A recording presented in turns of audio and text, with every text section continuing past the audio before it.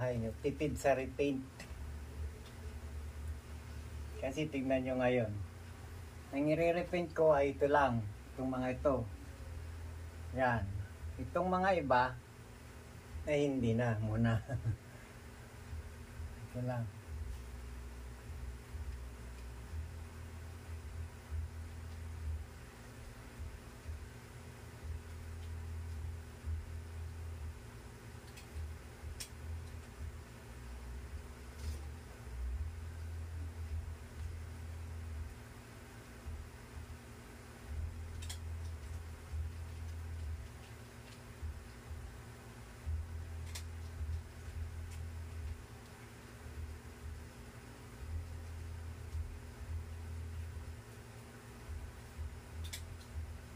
Ayan.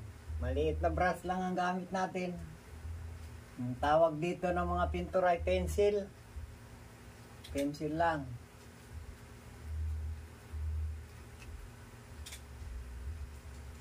Pag malaki ay sasablay yan.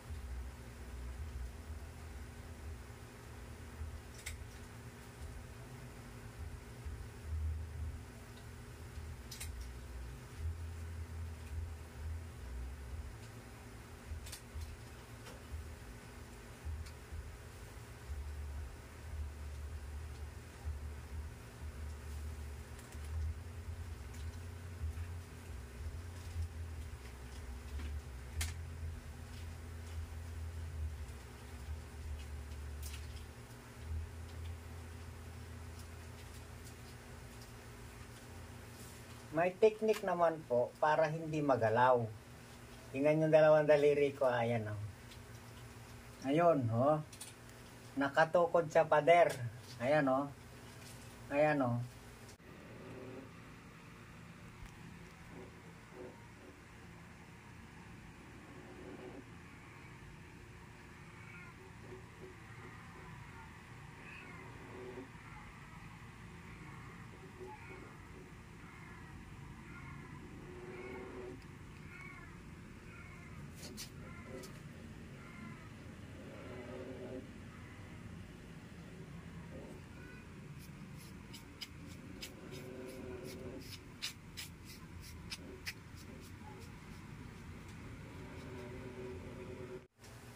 Ayan, tutukod yan dun sa pader, tapos itong kamay lang na tatlo na ito, silang gumagalaw, yan.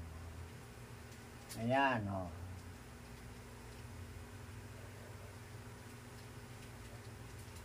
Yan ang teknik ng pintor.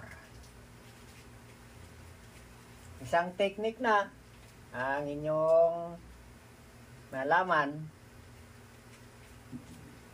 Magbibigay ako sa inyo ng mga teknik para hindi kayo masyadong mahirapan sa susunod sa guhit. Ayan. Gawin na muna yung mga pintura na mas malawak ang Tapos, ang brush kapag kukonti na ang laman ng pencil, saka nyo igilidan ito. Yan, o. Ayan, patagilid, Patayo ang brush, Patayo. Ayan, o. Ayan, o. Yun. Tapos na. Siyempre, magdadagdag tayo ng pintura. Kaya po dito nakalagay ang pintura. Kasi kung ito ang hahawakan nyo, itong marami na ito, ayan, mangangalay kayo dyan. Doon na lang tayo kukuha ng pintura at dito ilalagay. Tingnan, ito yung malalim. Pero dito nakalagay. Bakit? Kasi konti-konti lang. Kasya lang sa isang ganito. Yan, sige, kuha tayo.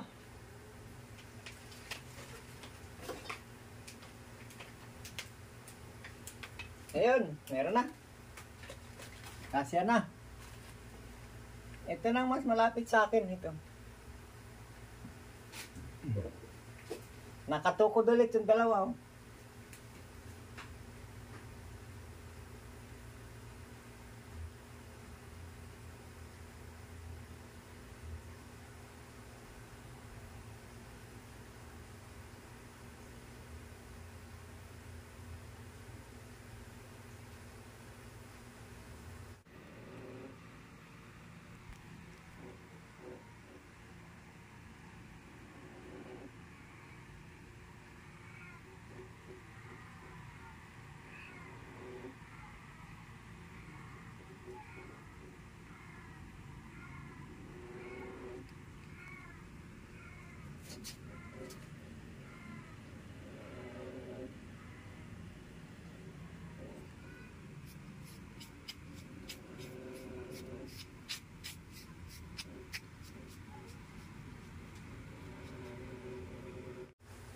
Malabong gumanon ganun kasi nakatukod.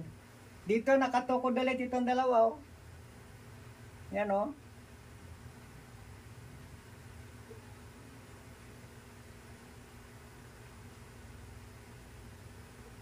Maglalagay ulit tayo, oh.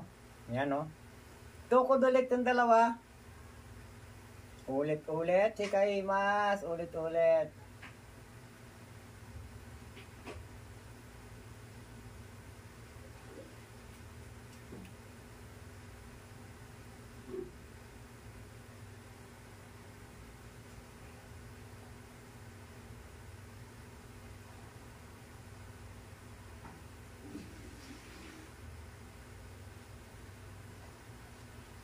Yan.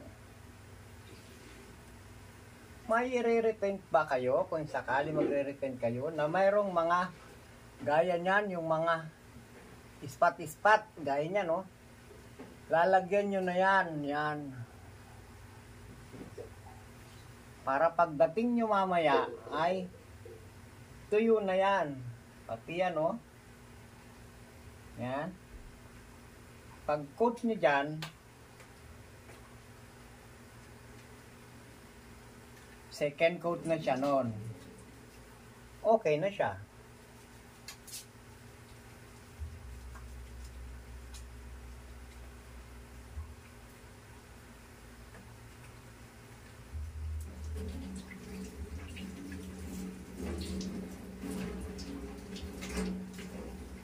Ang pintura natin ay hindi umaagos, oh. Yan.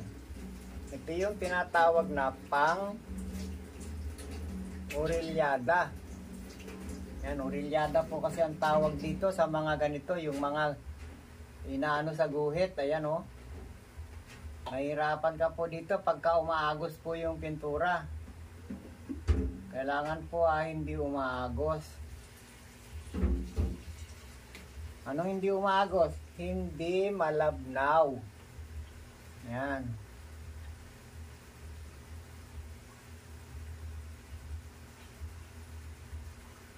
Kapag ka malabnaw po yung pintura mo, yan, malaking problema po yon.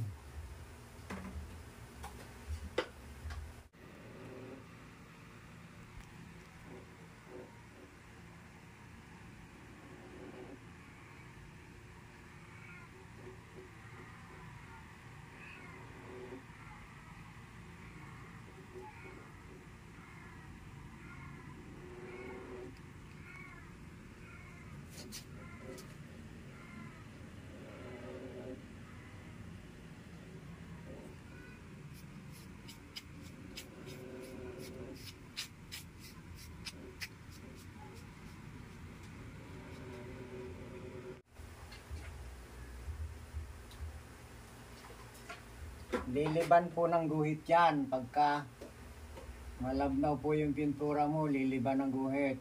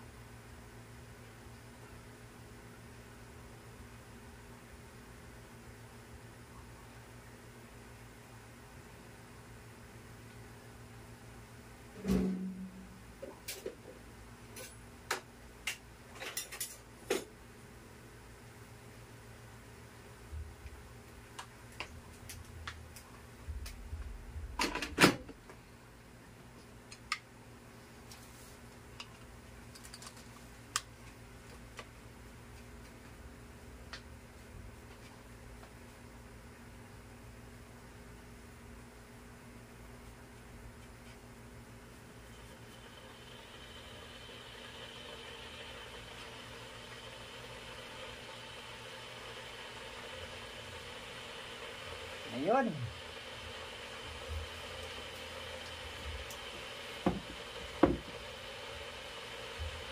Kalis nga ito mo.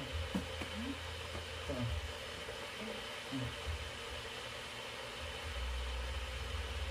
Dito tayo.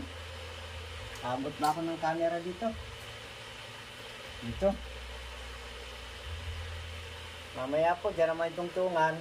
Dyan ako lilipat para yun naman nandyan.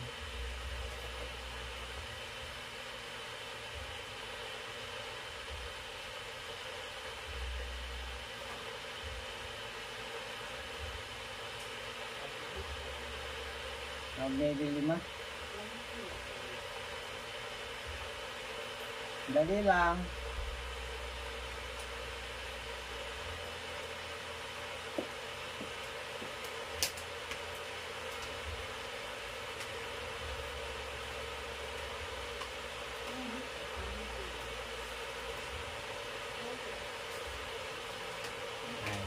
Abot mo ba ako ng camera dito?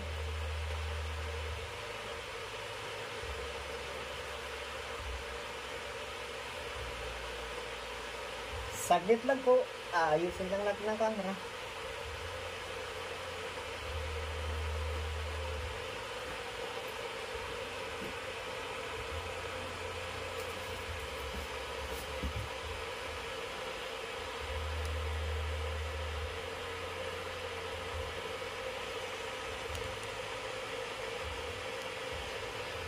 Ayan po.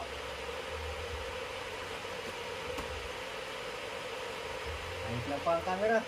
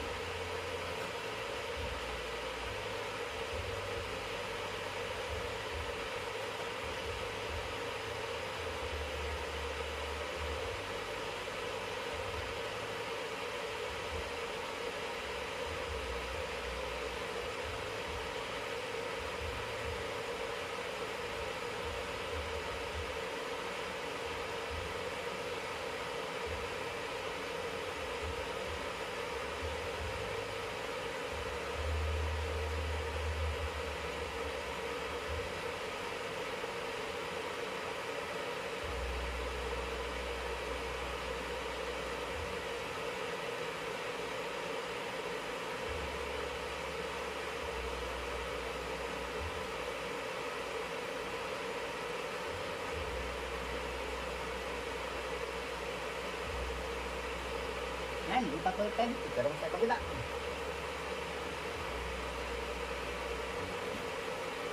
Yeah.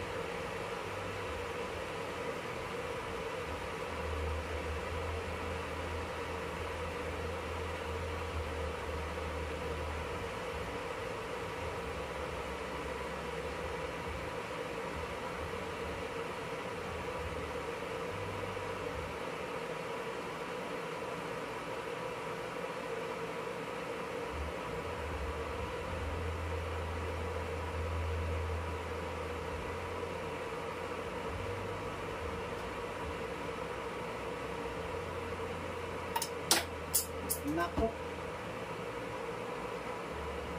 Huwag ang kamay. Mahulog ang brat.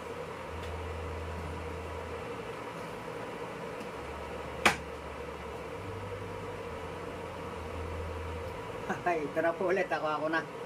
Nahulog ang brass ko.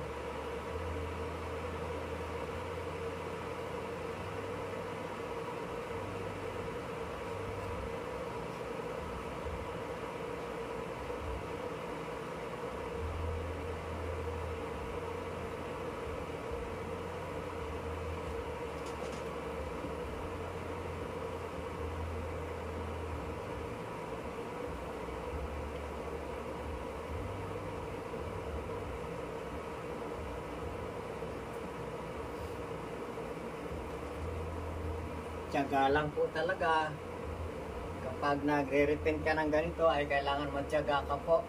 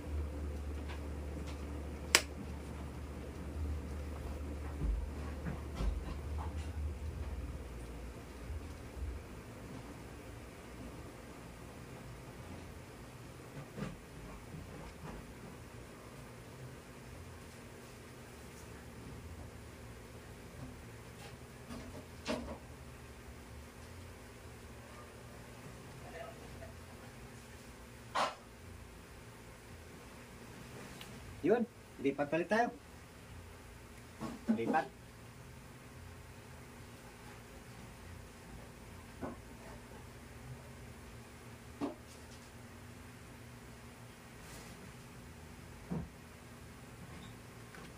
Papakita ko sa inyo ng malapit. Malapitan. Yung ginagawa ko.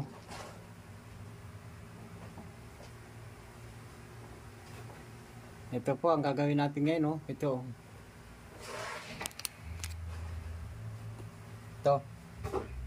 Ito.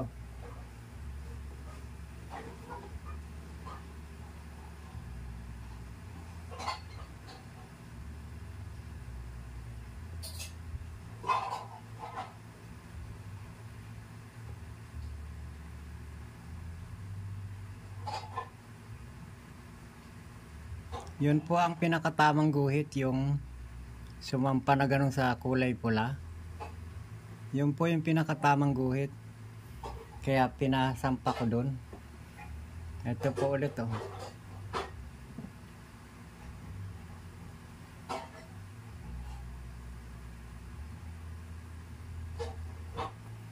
Ayan. Yan po yung pintura natin, oh. Napakalabnaw po niyan. Ay, napakalapot. Sorry po. Napakalapot po ng pintura na yan. Ayan.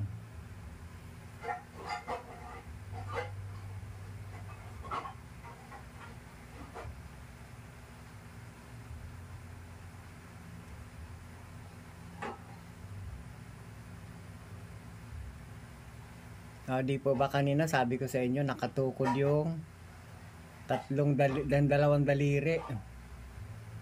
Yung dalawang daliri nakatukod.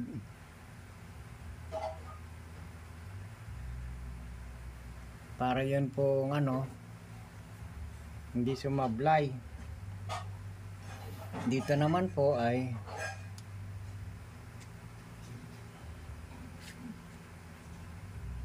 patayo ang brush, ay yung pencil patayo. Yan po, oh. Ang daming pintura yung nailagay natin. Yan po, oh. Yun, sakto sa guhit. Meron doon sa pinakakanto, ayun, maliit, oh. Yun, oh, nalagyan na natin. Ayan, ganyan po yung pagre-repaint ng colorful black paint na yan. Ayun, o yan po. Nakompleto na po natin. Ayan po. Yan. Sige po. At yan pong pamamaraan ng pagpipintura na ganyan ay makakatulong po yan sa inyo. Kasi kung kayo po ay mahilig mag-paint ng inyong bahay at mahilig kayo na kayo lang yung gagawa, makakatulong po yung mga binigay kong idea sa inyo na yon para hindi po lumiliban-liban sa guhit yung inyong ginagawa. Yun po ay nakakatuwa pagka kayo ang gumawa. Alam nyo ba na napakasaya nyo kapag kayo ang gumawa? Yun po mga ganitong maliliit na bagay at kayo ang nakagawa. Yan po ay nakaka-relax. Malaking relax po sa atin yan na tayo ang gumawa niyan. Habang nakikita mo yan dyan, umaabot ng taon na ganyan yung mga pinagtiyagaan mo, na ikaw mismo at ang iyong mga kakilala kapag nakikita nila, itatanong kung paano mo ginawa yan. Ang isasagot mo lang ay simple. O kalain mo yun? Sasagot mo sa kanya, simple lang. Pero sa tingin niya, napakahirap mong ginawa. Bakit nga nasabi mong simple lang? Kasi nga ay alam mo ang teknik ng paggawa. Lahat po yan ay mayroon tayong mga teknik. Kaya teknik na ang gamitin para makatipid at makagawa ng walang sablay. Repaint, walang sablay. Teknik ang ginamit.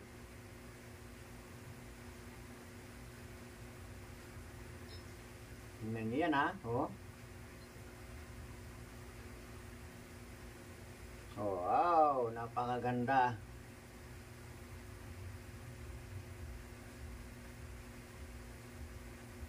At dyan po matatapos ang ating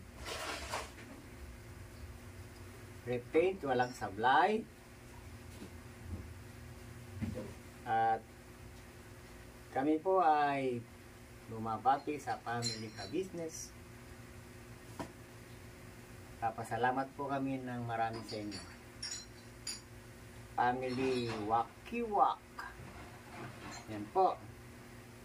At sa ating mga kagwang Boknoy, kagwang Bornok, kagwang Intoy, kagwang Bay Papaya, kagwang Damulag, kagwang Buge. At sino pa ba? Vera and Lito. Ayan. Shout out sa inyo. At hangang-hanga ako sa Vera and Lito vlog. Ang dami niyong views. Thank you, Lord. Ang galing ng pagkaka-combine ninyong dalawa.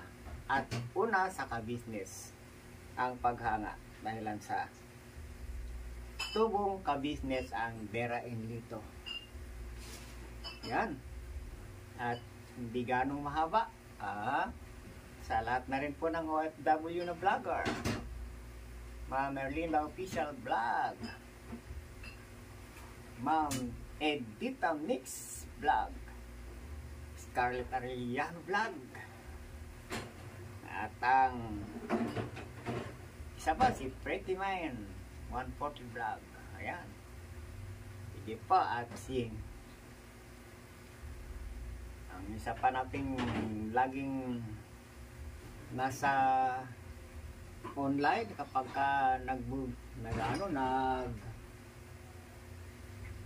nagla-live. Yun laging dumadalaw sa atin.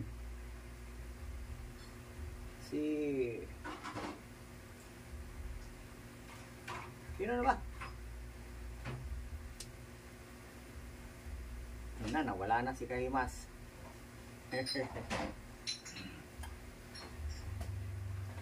Thank you po.